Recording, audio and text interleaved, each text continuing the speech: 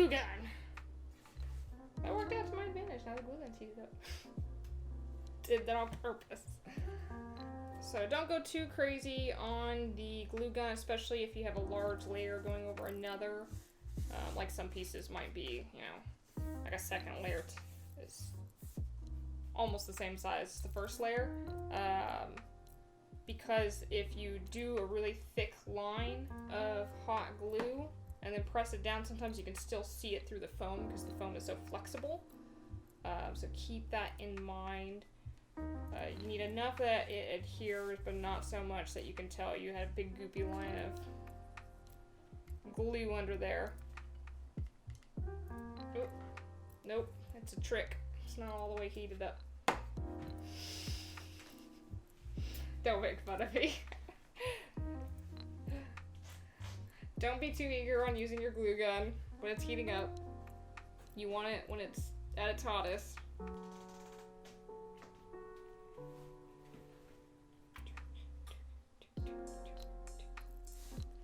Okay, heat up it. I know I told them not to be eager, but I'm eager.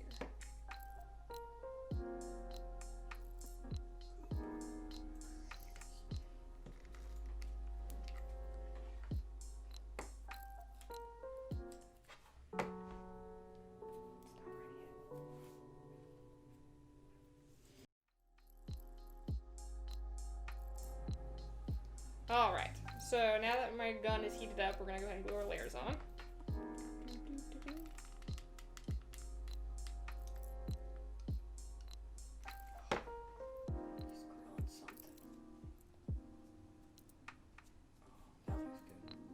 If you mess up, just peel it back off, let the glue cool down, and then you can peel it off of the foam, typically, if you got nails.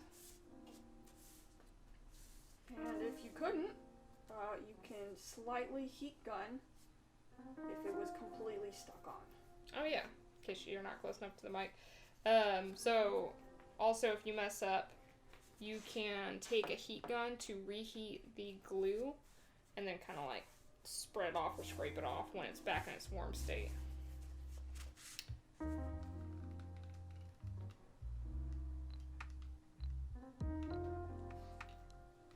Go section at a time, because obviously we're working with heat-based glue, so it likes to cool down on you. Clean off spider webs, as a lot of people refer to them, as you go.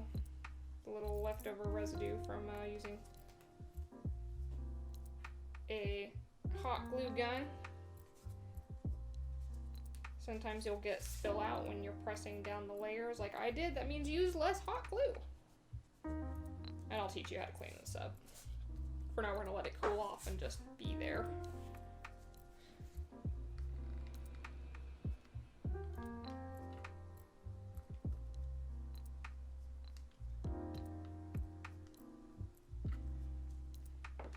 Part of why I also like using hot glue in the next step will be shaping via heat, and hot glue can flex with your foam because it reactivates with the heat, so it'll go along on the shaping journey with us easier than craft glue.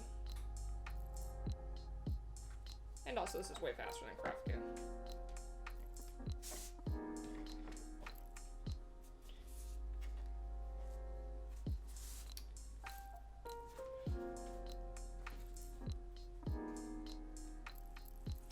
Alright, pretty good. As you'll see, we had a little gusha over here. You use the same strategy as if you did a full mess up. You either try to peel it off, or you gotta heat it up and remove it. If you're going to peel it off, you can use an X-Acto knife to kind of cut it away from the edge of the foam. Be very gentle. You don't want to actually mar the foam itself. The cleaner the surface of your foam is now, the less work you have to do at the surfacing stage. I've got a little bit of cloudiness on there. But surface-wise, like, it hasn't changed the texture of the area, so I'll leave that be because it will disappear once the paint job's done. There's an extra step here where you can even out any edges where your two layers completely come together. Flip so that the side that is shorter is facing up. And essentially you go through and with the X-Acto knife, cut the other layer so it matches up perfectly. Make sure that your blade is extending deep enough that it goes through both layers. This is one of the times you might actually make your blade go lower than a single notch. I think mine's fine though.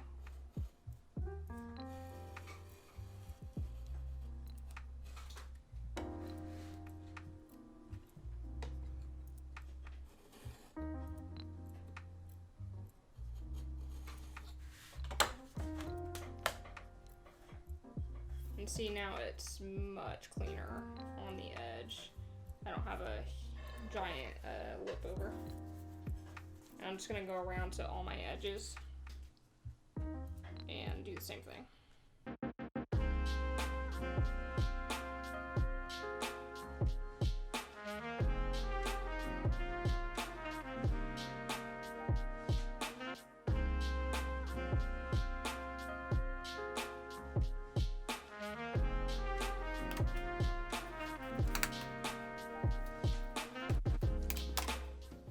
Now we're going to heat gun shape the piece now that we are done cleaning it up.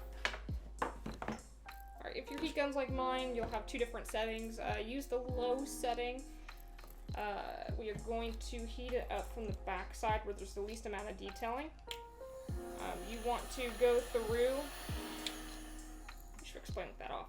You want to go through and kind of make a fanning back and forth motion a few inches away from it. If you see any sort of bubbling or distortion, that means the heat's too hot. You need to either pull further back away or turn down how hot your heat gun is if it lets you have that much control. The other thing is make sure that the foam that you've purchased, it doesn't have any warnings or labels on it that talks about how you cannot heat it up and that it gives off dangerous fumes. Follow your warning guides on the products that you buy. Don't die.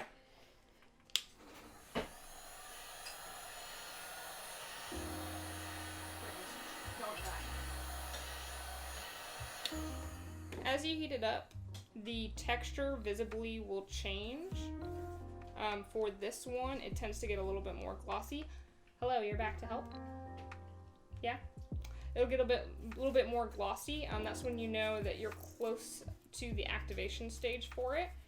If you have a lot of layers on the other side, you're going to want to heat both sides a little bit. And then once it's at its heated stage, we're going to then do the shaping. It's pretty hard to shape it evenly onto your own arm. And sometimes you also get it decently hot when you do. So if you're having trouble shaping it onto your own arm, you'll want to get a heat-safe glass of some sort. I need one of our cylinder glasses. Alright. Got my jar ready. Steak.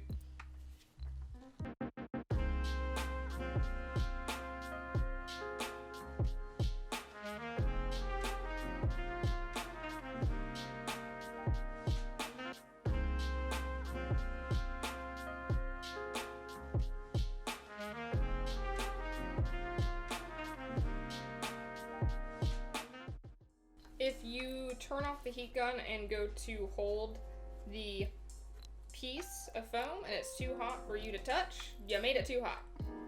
You don't need to get that scorching hot to be able to shape it.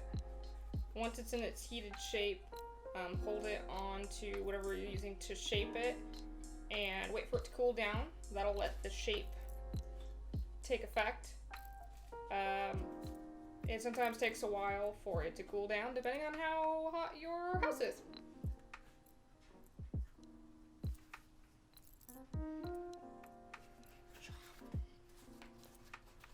My is not fully cooled, but I'm gonna do more shaping when I am off camera because I have to seal this anyways and wait it out. So if you have any intense shapes or you're still having a hard time getting the foam to take the shape, there's another technique where you use your foam to forcibly like indent or push against the foam when it's in its heated stage. I would suggest for small pieces your thumb, for bigger pieces like the flat edge of your hand, and when it's in that lightly heated stage you're pushing into it to try and compact the foam in that area and force the shape to start happening. It's really good for crazy weird sharp shapes. If it's not holding its shape completely exactly, don't worry too much because you still have to strap this onto your arm. You just want to get like 80% of the way there on the overall shape so that your straps aren't pulling against the foam actively the entire time. Also, your paint only can flex so much, so you want to be about 80% there on the shape before you seal it and paint it. Once you are done shaping it, which I still have more to do, you are going to go seal it. I cannot do this in my house, so you don't get to see. But you want to do multiple layers of this typically. How many layers depends on how smooth your project needs to look. The more weathered it looks, the less you can get away with. And if you're going for like hyper polished sci-fi, you typically have to do a lot of layers and let each layer completely dry before you apply the next layer. Double warning again, I already said it, but just don't use this and breathe it in. Use a respirator. Don't do it in your house. And I will be back in a day or two once I have this finished shaping and sealing.